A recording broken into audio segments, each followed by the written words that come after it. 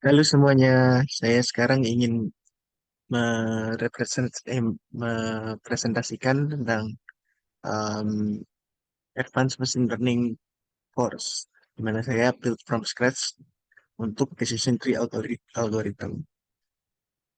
Jadi sebenarnya secara background, decision tree itu apa sih? Decision tree ini adalah algorithm yang untuk ditujukan ke supervised learning, gitu ya, yang tidak based on specific parameters. Dia bisa digunakan untuk klasifikasi sama regression. Tapi sayangnya jurnal yang saya temukan itu hanya untuk klasifikasi, jadi saya membuat decision tree ini berdasarkan klasifikasi. Nah, tree ini sebenarnya kan kenapa disebut decision tree? Dia itu em, memiliki struktur yang hierarki ya, yang melambangkan pohon, di mana dia memiliki akar dan akhirnya nanti tumbuh ke atas dan memiliki batang dan ranting gitu ya. Nah kalau di sini tuh dibilang root node atau batang apa akar, branches atau dia itu adalah apa ranting. Internal nodes ini dilambangkan dengan batang dan endpoint ini juga sebenarnya ada leaf-nya itu. Nah, branches ini sebenarnya yang menghubungkan internal nodes ke endpoint sih. Jadi kayak ada batang-batang gitu. Nah, saya mengambil dari jurnal Hambali di tahun 2019, ya itu mengatakan kalau decision tree ini sebenarnya gampang untuk dibuat dan gampang untuk di comprehend gitu kan. Karena memang untuk ilustrasinya gampang sebenarnya. Nah, permasalahannya tree ini akan terus berkembang sampai dia overfit gitu. Makanya dia bilang recursively splitting the training dataset based on the best criterion until all or most of the data belonging to its partitions have the same label, atau dia bisa dibilang overfit ya. Nah tujuannya sebenarnya apa sih? Untuk mencari optimal split dari each node gitu kan. Sebenarnya kan kita kalau splitting kan mencari yang paling banyak, kalau bisa dibilang itu information gain kan. Dan gimana caranya? Itu kita dipandu dengan namanya KD index dan entropy. Nah, untuk sebenarnya uh, pertumbuhan dari pohon ini bisa kita hentikan tuh. Bisa kita hentikan itu dengan cara apa? Dengan cara ini hyperparameternya, yaitu max depth atau maksimum kedalaman, minimum sample split sama minimum sample leaf. Tuh. Nah ini harus diberlakukan untuk supaya tidak overfit gitu di sini ya. Nah sebenarnya kita diberikan pseudocode itu sebagai berikut, di mana dia parameternya itu cuma ada sampel sama feature. Jadi kalau bisa dibaca itu adalah stopping condition, sample feature kalau misalnya benar itu maka create leaf node kan, di mana dia itu adalah decision akhir itu. Nah di dalam leaf node ini di dalamnya itu kan banyak mungkin nggak ada beberapa kayak data output gitu, kita akhirnya akan ngeklasifikasiin gitu ini ya berdasarkan menjadi default gitu, atau mungkin juga kalau misalnya bisa dibilang pakai rata-rata kalau regresi gitu. Nah, jadi kalau stopping conditionnya udah terjadi, maka create daunnya. Daunnya itu isinya ada isinya. Kita tentuin daun tersebut merepresentasikan apa gitu, baik baik rata-rata atau bisa default gitu.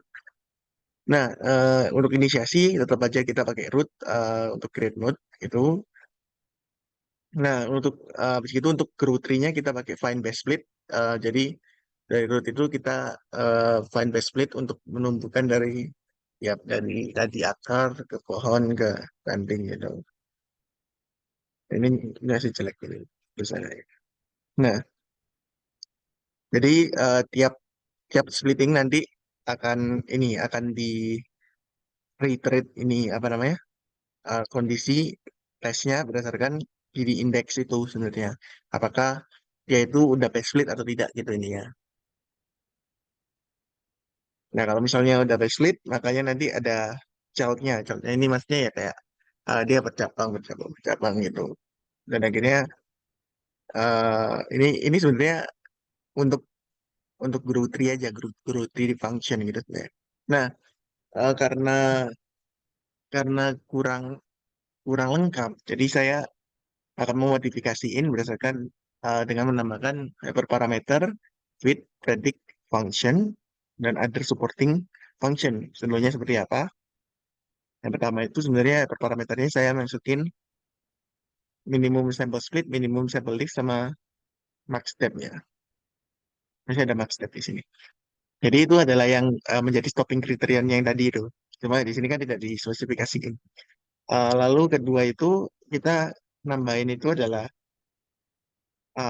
ini fit, predict, sama reverse tree. Nah, tujuannya itu apa sih sebenarnya? Fit ini adalah untuk mengefit data, sama itu adalah inisiasi dari decision tree algorithm saya.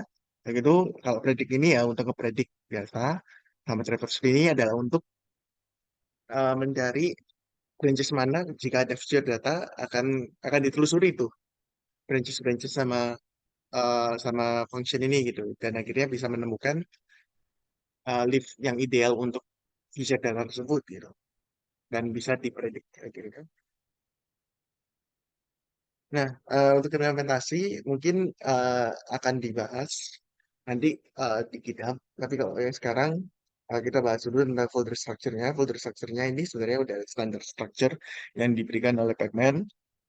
Yang kedua itu files-nya itu ada apa aja? Yang pertama itu ada init atau initiate file. Class class itu adalah yang untuk nyetor base decision tree-nya. Criterion class ini adalah untuk splitting kriteria. Yang contohnya itu adalah gini, index sama entropy gitu sebenarnya. Nah, kalau ini seperti biasa, cuma simpel ini. Tapi kalau yang kelas PY ini, kita harus pergi ke class. Nah, di dalam sini itu bisa dilihat, mungkin nggak usah mungkin lebih lebih cepat untuk melihatnya pakai ini ya, pakai diagram ya. Nah, jadi sebenarnya uh, flowchart-nya itu adalah apa? Adalah pertama divide, terus dengan divide ini akan men-trigger growth tree. Habis growth tree ini dengan utilizing atau memanfaatkan find best split untuk menumbuhkan cabang-cabangnya. Kalau misalnya udah menemukan best splitnya, nanti dia bakal create node, terus dia bakal um, nge-labelin node-nya itu sebenarnya dia mereferensiasi ke apa gitu. Nah, dia bakal terus gitu sampai ada stopping kriteria gitu, atau semuanya memang sudah dalam satu node itu entropinya itu nol atau impurity-nya itu nol itu sebenarnya. Jadi tidak ada eh, jadi satu satu node ini dikuasai oleh satu kategori gitu. Nah, sebenarnya stopping kriterianya itu bisa dilihat itu pakai max step, min sample split, sama min sample lift, sama min sample split ini. Nah, jika udah berhasil gitu, nanti akan create leaf node. Tapi gitu habis create leaf node, mungkin juga harusnya ada node label juga di sininya. Terus setelah itu ditelusuri tuh kalau misalnya ada data baru, ditelusuri dari root-nya sampai branches-nya, terus nanti bakal keluar prediction-nya gitu. Nah, ini kalau misalnya butuh penjelasan lebih lanjut gitu. Nah, kalau misalnya untuk kriterian kelas ini ya kita menggunakan gini index sama entropy aja gitu, karena di jurnalnya cuma di state gini index, cuma uh, saya menemukan satu jurnal lagi yang menggunakan entropy, jadi saya memasukkan entropy sebagai kriterian di sini. Lalu kita akan melakukan experimentation. Experimentation ini sebenarnya dipakai data yang sebelumnya waktu ML, bukan ML proses, pakai ML proses ya. Jadi end-to-end ML proses yang saya membuat prediksi apakah air quality itu baik atau tidak dengan komponen kriteria yang seperti ini. Terus habis itu em, kalau mau lihat cara prosesnya itu pakai pipeline EDA processing ini bisa dilihat dengan link di sini gitu ini ya. Nah, em, mungkin kita akan melihat experimentation-nya. Pertama itu adalah kita import library terlebih dahulu. Terus habis itu di sini itu kita menggunakan ML from scratch .tree itu karena kita memasukkan folder ML from scratch rootnya .tree-nya itu adalah ya kita ya mungkin kalau misalnya saya menamain modulnya itu sebagai tree gitu. Dan untuk memanggil classification tree gitu. Nah, setelahnya kita import the data after being processed. Waktu itu kita store datanya pakai pickle. Terus habis itu kita store the model in variable and feed it to the data train or data set gitu. Nah, ini dengan hyperparameternya. Terus kita ngefeednya ke xtrain sama ytrain gitu kan biasa. Terus kita lihat CLF dot score-nya gitu ini ya.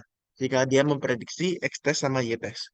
Sebenarnya kalau lihat dot score ini itu mungkin kita bukain satu ini.